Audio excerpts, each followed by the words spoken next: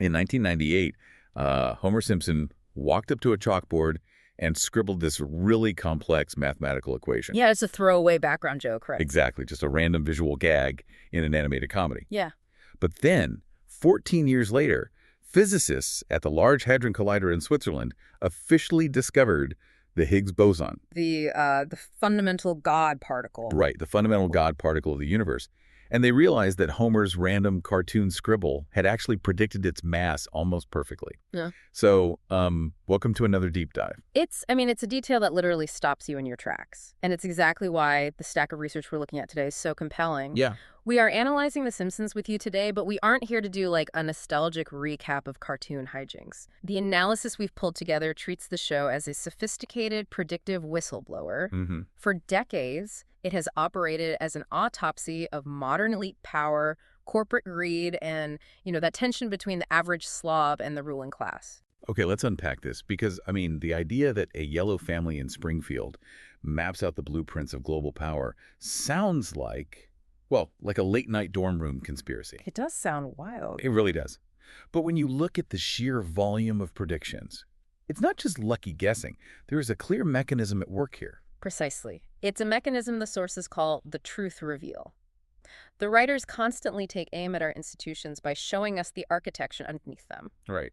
So instead of picturing a chaotic cartoon, picture an architectural blueprint on a wall, like a sprawling bulletin board connected by red string. The show draws out exactly how our data is manipulated, how our politicians are insulated, and crucially, how the masses are distracted. Yeah. And to understand that blueprint, we really have to start with the distractions. Like, what do the elite dangle in front of the public to keep them looking the other way? The shiny objects. Exactly. And one of the most famous examples from our stack of reading is the episode Deep Space Homer. NASA realizes the public is totally bored by highly trained experts, Right. Nobody cares about the actual science of space travel anymore. Nobody. So, to boost Nielsen ratings, they send Homer, the ultimate average slob, into orbit. But the real kicker is that Homer isn't even the hero at the end. No, he's overshadowed. Totally. Yeah? A literal piece of hardware, the inanimate carbon rod, gets a ticker tape parade. It gets the cover of Time magazine. Which is just the perfect distillation of the American hero myth. Yeah. The public is literally worshiping a prop. Yeah. The research we're reviewing points out how this leans heavily into the tropes of fake moon landing theater. The media establishment takes a completely hollow, valueless object, puts it on a pedestal, and the masses just cheer because they are programmed to cheer. It is the ultimate false idol. Wait, hold on. Are we really that gullible? Right. It sounds like you're saying society is just standing around, mouths open, waiting for a shiny object to worship. Well, let me ask you, how much inherent value is there in an inanimate carbon rod? Zero. Zero, right. Now look at the modern landscape. Think about the viral internet celebrities or the meme stocks that absolutely dominate our attention today. Oh, wow. Okay, so the inanimate carbon rod is basically an empty algorithm on TikTok. Exactly. It's a teenager doing a 10-second dance or like a crypto coin based on a picture of a dog.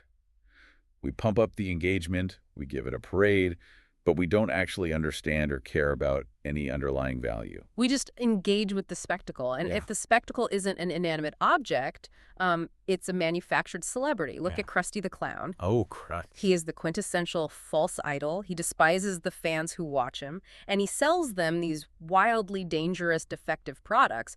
But what the show really unmasks with Krusty is the financial engineering of the elite. Right, like in the episode Bart the Fink. Bart tries to get a 25-cent check signed by Krusty, but the bank returns it stamped by the Cayman Islands Offshore Holding Corporation. Such a great detail. And the banker literally accidentally reveals Krusty's secret illegal account over the phone because it's too hot in the bank, and he slips up. Which is a hilarious gag, but think about the how and why here.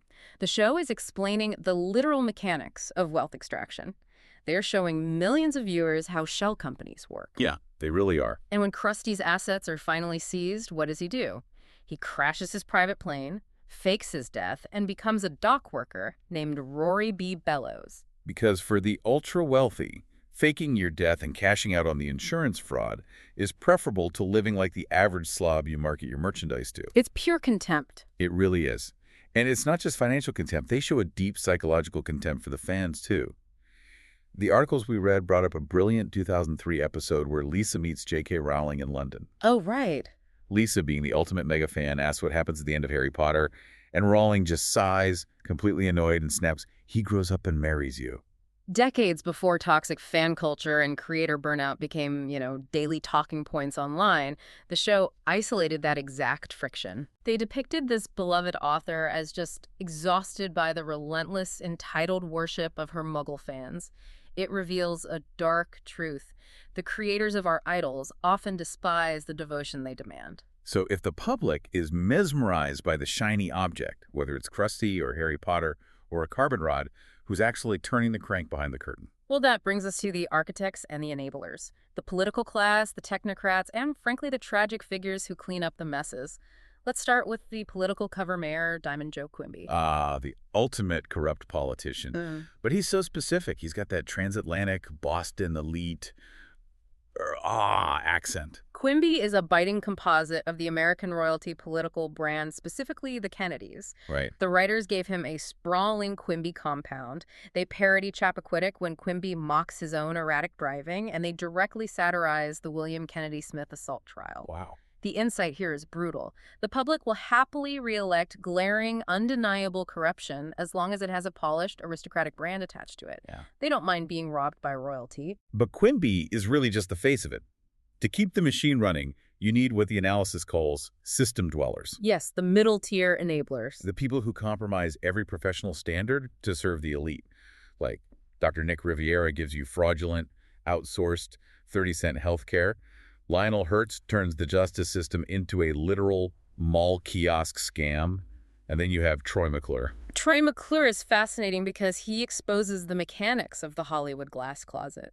He has what the show calls a romantic abnormality involving fish. The fish thing. Yeah.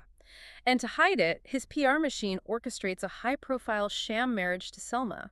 Which is wild for a cartoon to tackle back then. It is. The core truth here is that the entertainment industry demands a curated, acceptable face. If an elite idol has an unacceptable reality, the system simply fabricates a personal life around them to keep them marketable. It's pure image management. Exactly. But the ultimate enabler in the show, the one who truly manages the messy reality of the elite, is Waylon Smithers. Oh, Smithers breaks my heart. He is entirely consumed by Mr. Burns. He is the devoted number two. The creators originally modeled him on the sycophantic inner circles of Hollywood executives. But the analysts we're reading draw really compelling parallels to real-world political and social fixers. Like who? People like Peter Mandelson in British politics, or the fixers who manage the private lives of billionaires. Smithers is the highly capable curator who sanitizes the decay of the elite. But the darkest part is why he is so devoted. In the episode The Blunder Years, we find out the truth about his father. Right. Smithers Sr. died heroically preventing a nuclear meltdown at the plant. Mr. Burns finds the corpse, but instead of honoring him, Burns flushes the body down a sewer pipe to avoid a corporate scandal. It's so dark. And then he looks baby Smithers in the eye and lies, telling him his dad was killed by a tribe of Amazon women. Think about the psychological engineering there. Burns repurposes a tragic corporate cover-up into a terrifying lie that instills a deep-seated fear in a child. He's effectively grooming Smithers into total, lifelong devotion and reliance. You know, the research points out that Smithers' very first word as a baby was, "sir." Wow. Yeah. Looking at how he operates, Smithers is basically the ultimate algorithm. The elite don't want a human partner. They want a subservient tool whose only purpose is to process their data, anticipate their needs, and say, "Yes, sir." He is a biological version of Siri or Alexa. What's fascinating here is how the show naturally transitioned from portraying biological enablers like Smithers to predicting the subservient technology we actually use today. Right. The elite used tech to surveil and control the public, and the Simpsons saw the pitfalls coming. Look at Linguo, the grammar-correcting robot from a 2001 episode. Oh, Linguo. He goes around correcting everyone's grammar until he hears too much slang, his circuits overload, and he literally explodes. Which perfectly explains the modern crisis of AI chatbot hallucinations. Linguo is a rigid, rule-based system that cannot handle the chaotic, ambiguous data of human reality. When you feed an algorithm the messiness of human culture, it breaks. And then they gave us the UltraHout 3000, a fully automated, always listening smart home. Think about the Alexa or Google Home sitting on your kitchen counter right now. It's eerie. The Simpsons predicted that our houses would spy on us, harvest our data, and try to manipulate our lives. The Ultra House actually falls in love with Marge and tries to murder Homer. It's the invasive nature of the Internet of Things, predicted decades in advance. But it's not just that machines spy on us, it's how data can completely alter our perception of reality. How so? Well, in the episode, Homer's paternity coot, a frozen letter surfaces from the 1960s. Homer takes a DNA test, and the data proves his real father is a wealthy submarine diving elite named Mason Fairbanks. Right, and Homer immediately abandons Grandpa to live this luxurious life. Until Grandpa eventually concludes that he switched the DNA swab labels, he rigged the data. But wait, why would Grandpa let Homer believe a lie that breaks his own heart? Because Homer was happier believing he was elite. It is a profound explanation of post-truth culture. People are so desperate for a comfortable, polished narrative that they will actively choose a fabricated, deep-fake reality over a messy, disappointing truth. So we actively choose the illusion. But what happens if we don't? They'll just enforce it through the surveillance state. Ah, right. The reading dives into Homerland, the Homeland parody.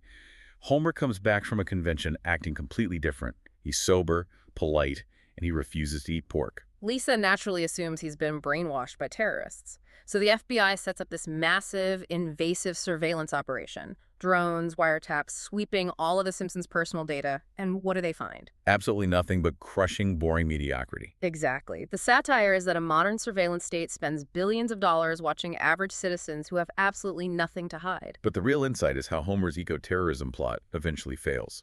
He's actually trying to blow up the power plant, but right before he does it, he gets distracted because he smells pork chops. Yes. The true failsafe against revolution isn't FBI drones or government brainwashing. It's consumerism. The average slob's basic desires, comfort, food, entertainment, will always override their programmed ideology. Let me push back on this, though. You're painting a picture where human desires always override the system. But isn't the whole point of modern data analytics to eliminate that kind of human error? In theory, yes. I mean, look at the Money Bart episode. Lisa uses sabermetrics to manage Bart's baseball team. She's not just looking at stats. She's reading books by baseball pioneer Bill James and using Euler's identity.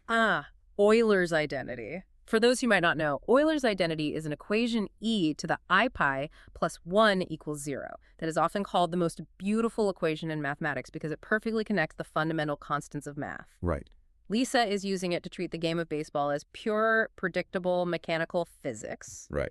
She tells Bart not to swing, even when he's on a massive hitting streak, because the data says his hot streak is just a statistical illusion. She's relying on what behavioral economists call the hot hand fallacy, the human tendency to see patterns in random data.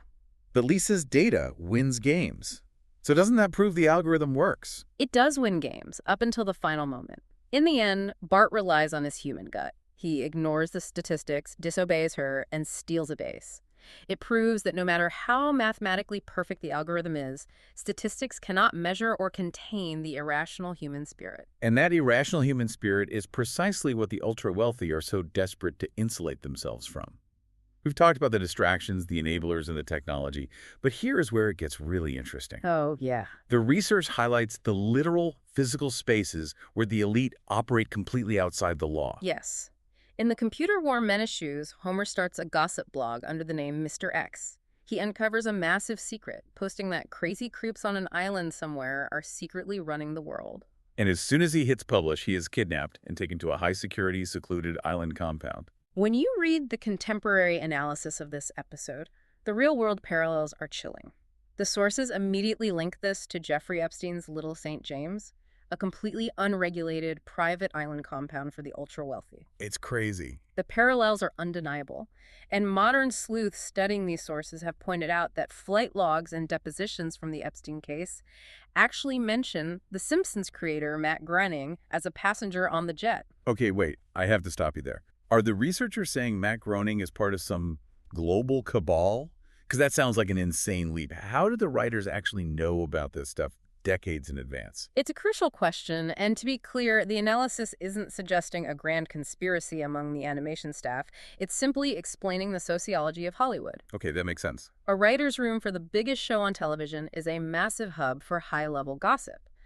These writers went to Ivy League schools, they attend the same elite parties, they hear the whispers about billionaire islands and private flights long before the public does. So they just write what they hear. Exactly. They take that elite reality, disguise it as an absurd cartoon plot, and broadcast it to the world. That makes so much more sense. It's not a crystal ball. It's just really good access to the rumor mill. And you see that rumor mill at work in other episodes, too. In 30 Minutes Over Tokyo, Lisa tells Homer that the early internet is a great way to order pizza. In 1999, that was just a joke about tech convenience.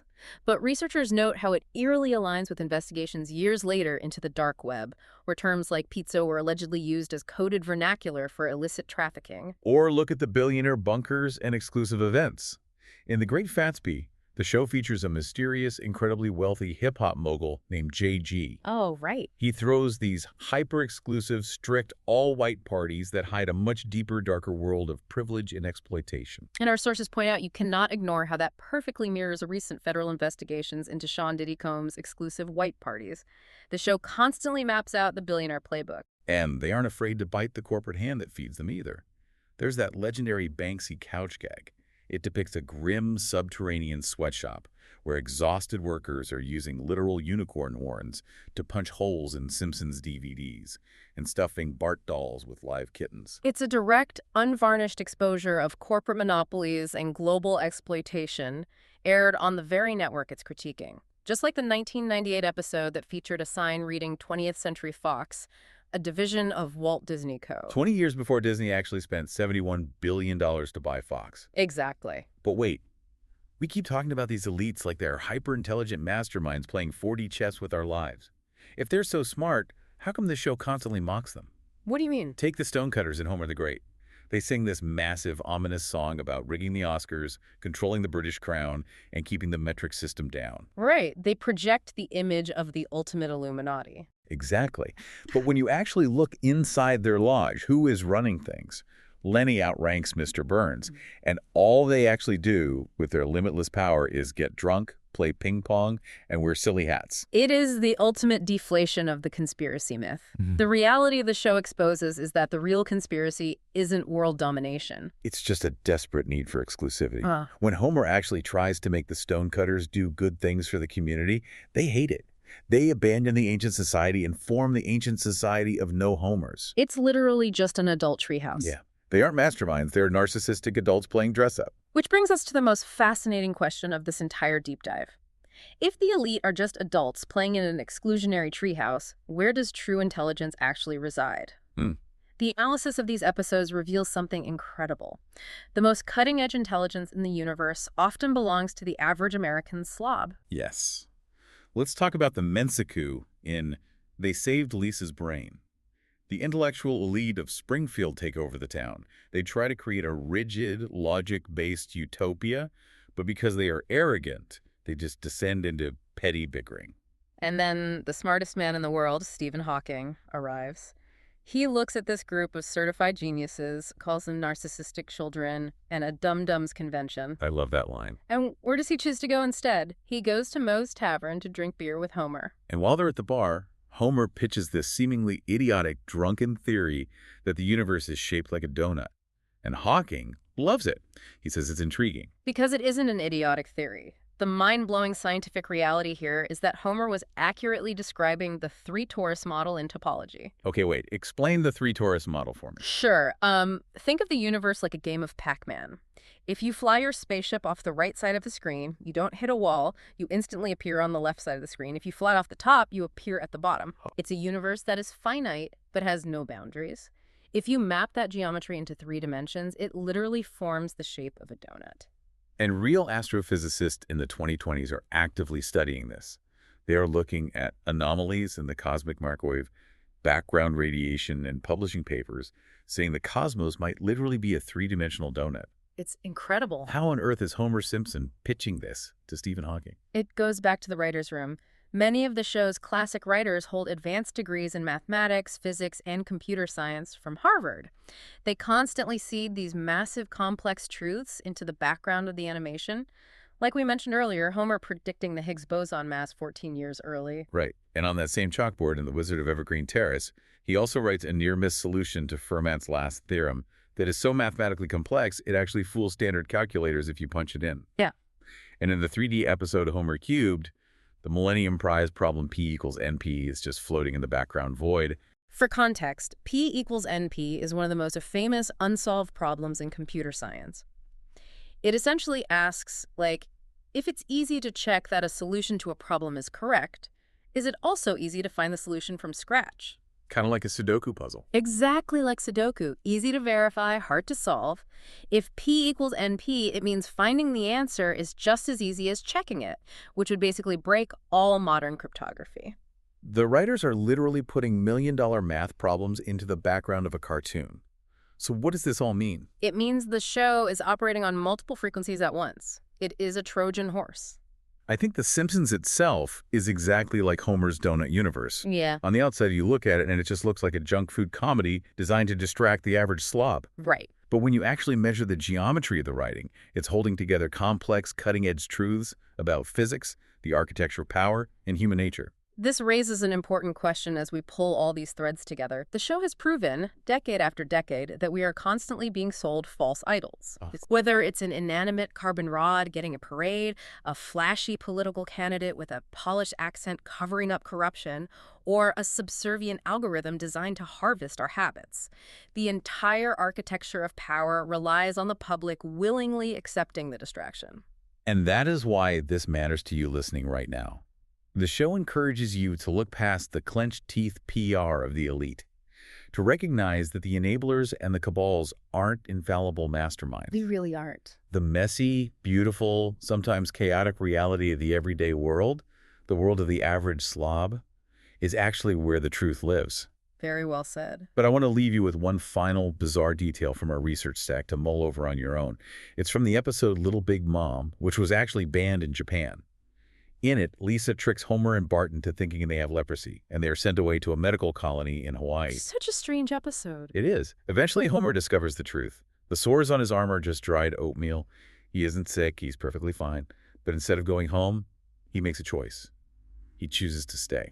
He willingly endures literal torture electric needle therapy just to maintain the illusion that he's on a free luxury vacation. Think about the blueprint of society we've laid out today. The data manipulation, the surveillance, the offshore accounts, the empty algorithms, and the elite islands. In our modern, hyper-connected world, how much daily pain and surveillance are we willing to endure just to pretend we're living in paradise? That is a chilling thought. It really is. Yeah. Thanks for joining us on this deep dive. Keep questioning the narrative, and we'll see you next time.